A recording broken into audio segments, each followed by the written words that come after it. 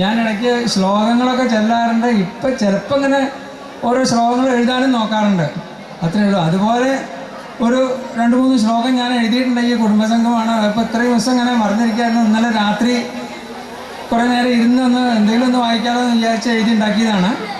ആ ശ്ലോകമാണ് ഞാനിപ്പോൾ വായിക്കുന്നത്.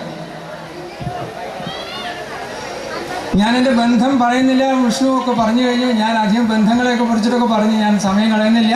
ഞാൻ നേരിട്ട് എൻ്റെ ശ്ലോകത്തിലേക്ക് കിടക്കുകയാണ്. ആര്യമ്പിള്ളി മനയ്ക്കലിന്നൊരുമയോടൊന്നായി ഒരേ വേദിയിൽ ആരെങ്ങുന്നു വരുന്നതിന്നെവിടെയാണ്? എന്താണ് ബന്ധങ്ങൾ?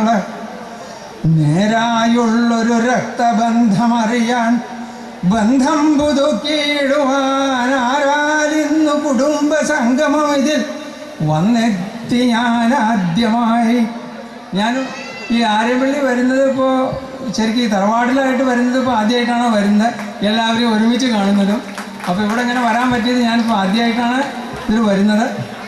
അടുത്തത്, നേരിട്ടൊന്നു തുടർന്നിടിന്നിവിടെയാം പൂർവ ആത്മബന്ധങ്ങൾ തൻ തേരിൽ കേറിയിരുന്നിടാം, സുദൃഢമാക്കാം ബന്ധമൊന്നിച്ചിടാം.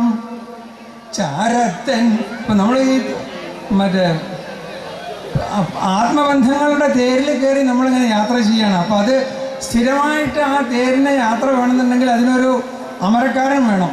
അത് ചാരത്തൻ ഗുരുവായൂരപ്പ ഭഗവൻ നേരിട്ടെഴുന്നള്ളിയ തേരിൻ സാരഥിയാകുവൻ കനിവു കാട്ടേണേ ജഗദ്രക്ഷക. അങ്ങനെ ഗുരുവായൂരപ്പൻ്റെ കടാക്ഷം ഉണ്ടാവട്ടെ. അദ്ദേഹം തന്നെ നമ്മൾ കയറിയിരിക്കുന്ന ഈ തേരിന്, ഈ മഹത്തായ ഈ വലിയ തേരിന് അദ്ദേഹം തന്നെ അതിന് സാരഥിയായി എല്ലായ്പ്പോഴും ഉണ്ടാവട്ടെ എന്ന് പ്രാർത്ഥിക്കുകയാണ്. ഇനി എൻ്റെ സ്വന്തം ഒരു ആത്മകഥം എന്ന് തന്നെ പറയാം. അവസാനത്തെ ഒരു ശ്ലോകം, കാണാനായതു ഭാഗ്യമായി ഇവിടെ ഈ സന്ധ്യയ്ക്ക് ഇരുട്ടാകിലൻ പ്രാണൻ ഊരിരു തേടി കൂടുപിടിയും മുമ്പെൻ്റെ ബന്ധുക്കളെ. അപ്പോൾ ഈ സന്ധ്യയ്ക്ക് എന്താണെന്ന് വെച്ചപ്പോൾ ഞാൻ സന്ധ്യ എന്നുള്ളത് ഉദ്ദേശിക്കണം നമ്മളുടെ മറ്റേ ദിവസങ്ങൾ മുഴുവൻ കഴിഞ്ഞ് ഇപ്പോൾ ജീവിതത്തിൻ്റെ സന്ധ്യയോട് നമ്മൾ അടുത്തിരിക്കുകയാണ്. എൻ്റെ കാര്യമാണ്, ഞാൻ എൻ്റെ സ്വന്തം കാര്യമാണ് അതിൽ പറഞ്ഞിരിക്കുന്നത്. അപ്പോൾ ഈ അവസാനം ഈ സന്ധ്യാസമയത്തെങ്കിലും എൻ്റെ ബന്ധുക്കളായിട്ടുള്ള ആൾക്കാരെ കാണാൻ ഉള്ളത് ഒരു വലിയ ഭാഗ്യമായിട്ട് ഞാൻ കണക്കാക്കുകയാണ്.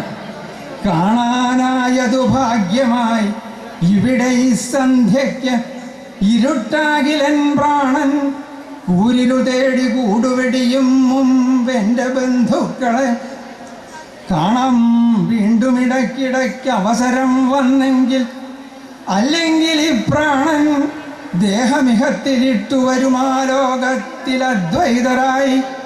ഇനി വീണ്ടും ഇങ്ങനെ ഇതുപോലെ കാണാൻ സാധിക്കുമെന്ന് ഉറപ്പില്ല. എപ്പോഴെങ്കിലും കാണാമെന്നുണ്ടെങ്കിൽ നമുക്ക് കാണാം, അല്ലാന്നുണ്ടെങ്കിൽ ഈ പ്രാണൻ ദേഹമിഹത്തിലിട്ട് വരുമാ ലോകത്തിൽ, വേറൊരു ലോകത്തിൽ നമ്മൾ അദ്വൈതരായിട്ട് എല്ലാവരും ഒന്നായിട്ടുണ്ടെങ്കിൽ അവിടെ വെച്ച് കാണാം. കാണാം വീണ്ടും ഇടയ്ക്കിടയ്ക്ക് അവസരം വന്നെങ്കിൽ, അല്ലെങ്കിൽ ഈ പ്രാണൻ ദേഹമിഹത്തിലിട്ടു വരുമാ ലോകത്തിൽ അദ്വൈതരായി.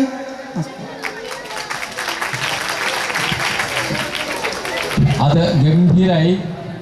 നമ്മളെപ്പറ്റി വൃത്താനുവൃത്തായിട്ട് മേടിച്ചുള്ള എഴുതിയുണ്ടാക്കിയില്ല. നാരായണൻ പറഞ്ഞത് ഇന്നലെ രാത്രി ഒരു ദിവസം കൊണ്ട് എഴുതിയുണ്ടാക്കിയതാണ്. അദ്ദേഹം കവിയല്ലാന്ന് ആരാ പറയുക? അതുകൊണ്ടാണ് അദ്ദേഹം കവിത പ്രത്യേകം വ്യാഖ്യാനിച്ച് മാഗസിനിൽ അനവധി കവിതകൾ പരസ്യപ്പെടുത്തി എന്നുള്ളതല്ല കവി ആവേണ്ട യോഗ്യത. കവിത ഒഴുകി വരുന്ന ആളാണ് കവി.